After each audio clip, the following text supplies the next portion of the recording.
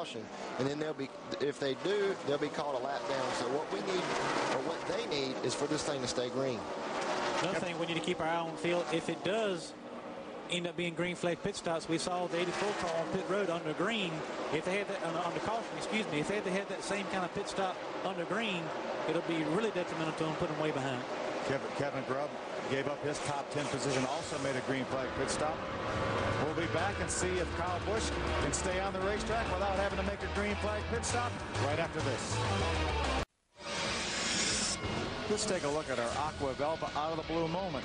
We got a report that Kyle Busch's crew chief Chad Walter said it's time to go. And go he went inside of a 3-wide pass. Watch him when he gets to turn number 3 here. He's going to use the 2 of Clint Bowyer to hold that car down. And here's his pass for the lead right on lap number 100. That's a pass of Greg Biffle in the 66 car. That is your Aqua Velva out of the blue moment. Aqua Velva keeps your face toned and fit. You know what women say, it just feels better with an Aqua Velva. Is that what they say? That's what they say. That's what they say. Here we take a look at the drivers that are doing double duty. Right here you see Kyle Busch, our leader. The 21 of Kevin Harvick has moved up to the 2nd position. Denny Hamlin 3rd, J.J. Yaley 4th. Greg Biffle and Clint Bowyer gave up 1st and 3rd, or actually 2nd and 3rd, to make green flag pit stops a few moments ago, and they now find themselves a lap down in 28th and 29th. Teammates battling there, Denny Hamlin and J.J. Yaley. J.J. just able to get by Denny Hamlin for the 3rd position just a lap ago. See the damage on the right front corner of his car from an earlier altercation. Hasn't seemed to slow it down any. There's Augie Vidovich, the 4. J.J. Yaley going to try to move by him. See J.J. Yaley's serial there. He's currently running 3rd. He got up to 2nd, and he was down as far as 39th, Glenn. He's had a great car, Phil, and right now they're on schedule to pit in exactly 10 laps on lap 121.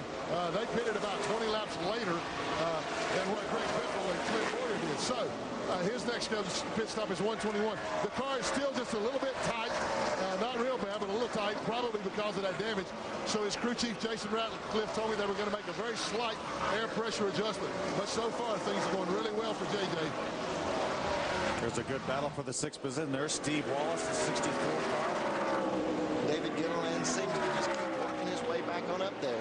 After that pit stop, he's got a very fast race car. He's been able, as the tires have worn down and the cars are starting to skate around, he's been able to pass a lot of these guys. And he's sitting right now in the 7th position, working on 6th with Stephen Wallace.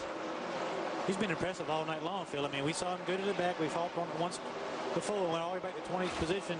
Now making a pass on Stephen Wallace back up to the 6th position, mostly under green, passing these cars under green. We saw him a few laps ago in a group of cars for 10th, 11th, and 12th. He's driven past all these guys all the way up to 6th position.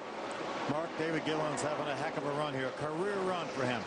He sure is, and it couldn't happen to a nicer guy. Just behind him, Stephen Wallace in that 64 car. He just radioed his father. He said, look, man, the car's a little tight center off. And he goes, I assure you, I am driving the heck out of this thing right now. And they plan on pitting in about 10 laps.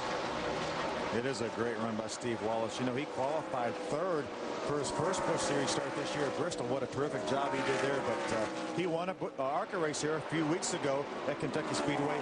He told us talked earlier about how much testing he's done. He started testing here at 16 years old. His dad, Rusty, had him in a car here at 16 years old. Well, he's doing a great job, and it's so important. He's a very energetic young man to keep him under control right now with these tires being worn, that he doesn't overdrive the car. They'll be able to come in, they said, in 10 laps, make some adjustments. But right now, just not tearing up your equipment is so important, and he's doing a great job. Same thing for the 64 of Steve Wallace and the 84 of David Gilliland. Both of them have great runs, are in line very much with top 10 finishes. But the biggest thing to get out of this race tonight is running 300 miles and getting good experience, as we see guys starting to make green flag pit stops, including David Green. Yeah, David Green had a top 10 run going. He's on pit road in the Meijer Ford. We've got John Andretti, the Freedom Roads RV Ford, on pit road. Regan Smith, the 35 McDonald's Ford, is on pit road. There's Carl Edwards. Oh, trouble there. Rick Lamar. Stephen Wright did a great job of getting by on the outside. This is not what Greg Biffle and Clint Bowyer wanted to see. Or any of those guys on pit road like David Green. It doesn't look like the 77 made any contact with the outside wall. He spun around 3 or 4 times there on the back stretch. Yeah, what a horrible break for Regan Smith. He comes down pit road 1 lap. John Andretti's same thing for him. 1 lap later, the caution flag comes out. There's the Dollar General Chevrolet right there of Bernie Lamar. We had a number of cars that had not pitted yet because they pitted after a lot of the guys. Let's see if we can take another look at what happened. We're going to take a look from Clint Boyer's onboard camera. There's Bernie Lamar, the 77 car on the outside. Let's see if Clint comes up here and makes a little bit of contact. He looked like Bernie Lamar may have had to get off the throttle a little bit. You know, that's a situation where Clint Boyer was very, very close. He didn't just run up there and hit him. It looked like Bernie Lamar had to get out of the throttle, and when he did, Clint Boyer made some slight contact. Sometimes when coming off that turn, too, it's hard to say whether or not Clint Boyer got up too close to him and got him loose and he had to lift off the gas, or sometimes in that situation, your car will be tight. You push it. Either way, the 77 car definitely got out of the gas at that spot right there, and Clint Boyer got in the back of him. Great job again by Stephen Light sliding by on the outside, not panicking and getting by on the outside. He didn't lock the brakes up and slide his car. He just tried to drive by, tried to slow down on the outside. It was able to get by Bernie Lamar without any contact. Bernie was very fortunate not to get into the wall there as well. Mark, we've got our leader, Kyle Busch. He's coming towards you. He's going to make a pit stop. He has said to them it is a tick tight in the center of the corner, but do not make any changes to the race car. So they're going to keep the air pressures the same in this car. So what they want right now is a trouble-free pit stop. They want to put 4 skins on this thing, fill it up again with Sunoco fuel. He went a little bit past his spot. The crew then chased that car down. So they're just looking for a good, solid stop right now. No changes. Again, Kyle Busch very happy with his race car. Let's go to Glenn Sheridan. And Mark, I'm waiting on J.J. Yeley to bring his number 18 Vigoro Chevrolet down here. Here he comes right now. Pulling into the stop. This will be a 4-tire change as well. As I said, they made an air pressure adjustment, very slight, and they're making a very slight chassis adjustment. Looks like 1 round, 2 rounds in the right rear, so a little bit more, a little tighter than what they thought. They're around the left side now, putting left side tires on, and he is down and away. Pretty good stop. He's going to come out second on the racetrack. We saw Kevin Harvick in the middle of our triple pits. Looks like he's going to come out of the pits in 4th. Denny Hamlin was able to beat Kevin Harvick off of pit road.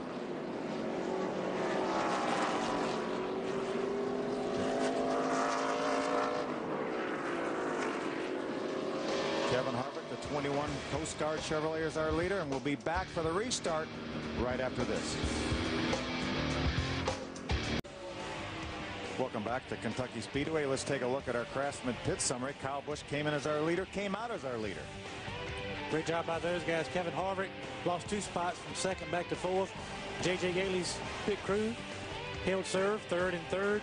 Denny Hamlin picked up 2 spots, the big winner on that road of pit stops, and Paul Menard came in 5th, went out 5th. There's Johnny Sauter. He is our Aaron's lucky dog. He will get back on the lead lap. We will have 13 cars on the lead lap, including Greg Biffle, who is actually on the tail end of the lead lap right in front of the field. He has the option of staying up there because he is technically on the lead lap. He's on the tail end. He did not pit on this caution flag. Obviously, we saw him pit back on lap number 101.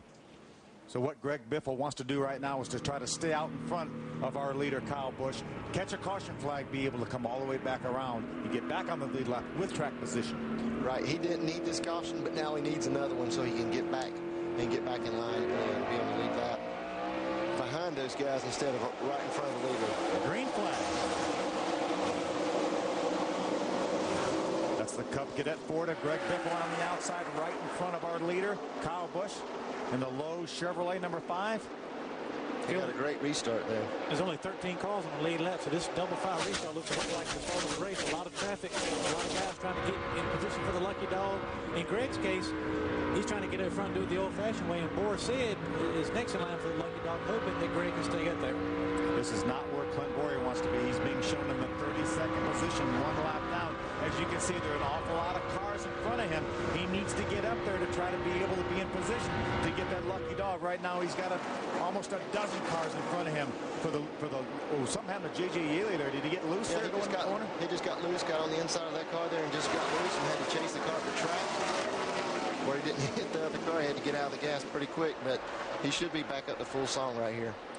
Paul Menard, the 11 car, trying to make his way by Kevin Harvick, the Coast Guard Chevrolet, was able to get by. And there's Boris Said, the 9 car. We haven't talked a whole lot about Boris this race. He's running a pretty decent race. He's being shown in the 14th spot right now, 1 lap down. 3-4 wide going in the corner. And that won't work. That won't work there. You see the 77 car way up out of the groove, losing a lot of valuable time. There's Clint Boyer trying to make his way by a couple cars. That's the McDonald's Ford of Regan Smith on the outside. There's Kevin Grubb, the 56 Chevrolet on the outside. There's the 33 of Aaron Fike. There's Carl Edwards racing with the 5 of Kyle Busch. Remember, Carl's being shown 27 laps behind.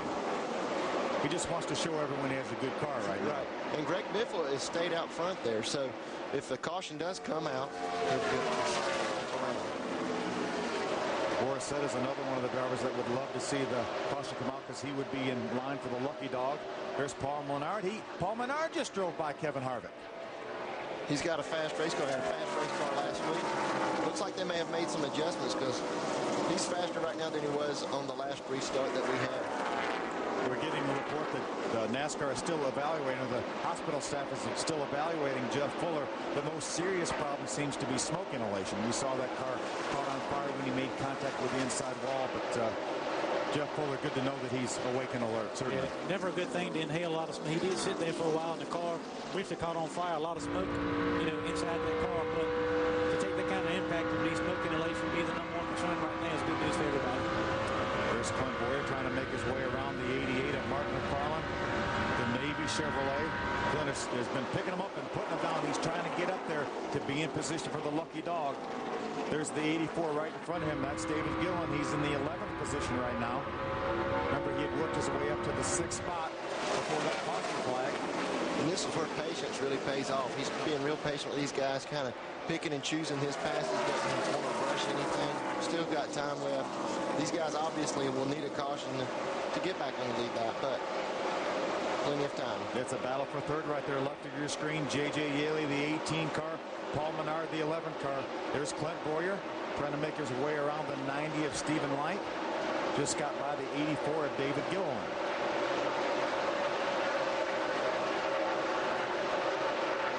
Kyle Busch is about 1 second ahead of our second place car, Denny Hamlin. That's the battle for third left of your screen. J.J. Yaley, the 18. Paul Menard, the 11 and 4th. And right behind him is the 21 of Kevin Harvick.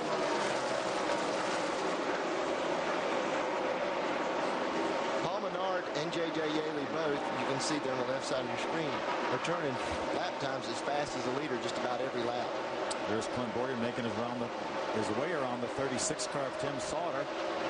That is a battle for position right there. He's able to get by Tim Sauter, move up into the 17th position. Now he's got 3 cars ahead of him that are 1 lap down. He's got his sights set on the 06 of Todd Cleaver next.